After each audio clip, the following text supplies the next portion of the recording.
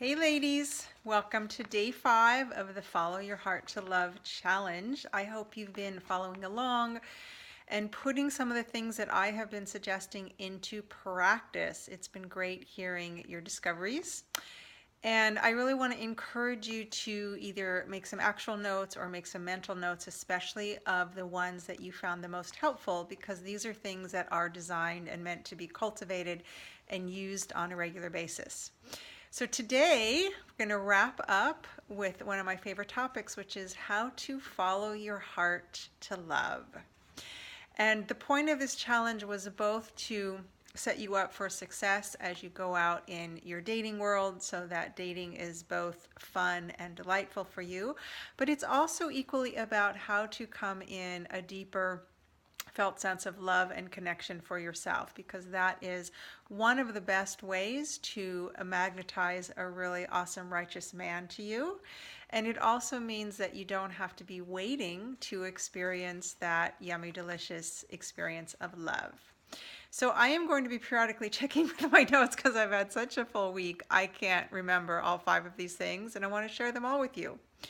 Okay, the first one is, in order for the heart to be available to let new love in, it has to be open, which means it has to be cleared of the residue that sometimes we don't like to feel. That's things like grief or pain or heartache or getting our heart broken or something not going well in a relationship.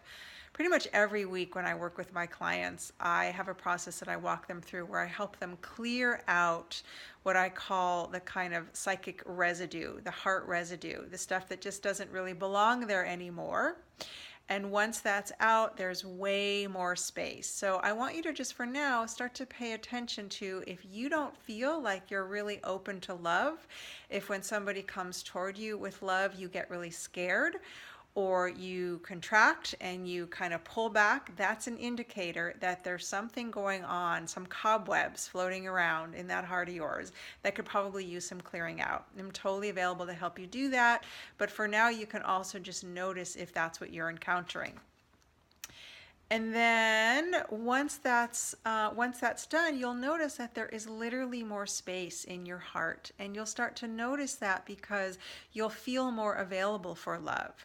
And one of my favorite things to do is I like to send myself some love every day by just connecting with my heart, by just kind of feeling into that energy of what's going on in my heart, my feelings, and to send myself some really warm, kind thoughts and just, that feeling of like when you really love on somebody, well, we can do that toward ourselves. So that's the next step. This is also one of my favorites. I have a lot of favorites when it comes to love, but I've started doing this a couple months ago and it just feels so good, which is intermittently during the day. I just send love out to the world. If there's somebody that I know who I'm particularly close and connected to, I'll just send them a love surge. If somebody I know is going through a hard time, or a client is in a kind of big transformation, I'll shoot them some love. It just feels really good, and it's like we get to sort of have that yummy surge of love on demand. We don't have to wait for somebody to be bringing us something or a particular moment or exchange.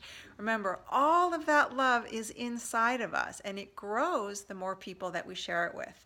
So why wait to experience that? You can just throughout your day just send little bolts of love and goodness and heartfelt love to those in your world, the person at the grocery store, the person that you're picking up your cleaners from, your best friend, etc.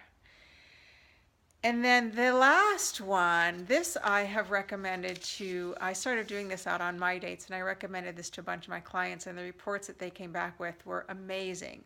This is to start making a heart connection with the man that you're going to be going out on a date with before you even go out on a date. So maybe you've had a chat on the phone and you're going to be meeting for the first time. You can actually just start to connect in your heart before you even meet him. And then when you're out on the date, if you notice yourself getting up in your head or getting nervous or feeling like you're not fully present, just drop your attention into your heart. You can kind of lean back, take a nice big breath, and just feel that place in your heart. And you will really be surprised how much more you come into connection. And if that doesn't happen, that probably tells you something about you two may have a hard time kind of lining up that way. Something that I have a lot of fun doing, and this has worked really well for attracting a man, is since the man that you're going to eventually partner with is walking the earth already, they're already here. You just haven't necessarily met them. You can start engaging with him. You can start having conversations. You can kind of just talk in the way that you look forward to having that conversation. What would you be saying? What would you be describing? What would you be expressing? And the unconscious part of you really doesn't know the difference between whether that's, quote, real or just in your, you're kind of making it up. So you can let yourself enjoy that now. And I will tell you that is one of the most powerful manifestation techniques that I've ever used. And I've seen it work so many times with clients that I suggest it to. So, dear ones, I hope that that helps you find and follow and create more love in your life and more love in your heart. And I'll be back next week with a bonus video. In the meantime, let me know how this goes. Talk to you soon.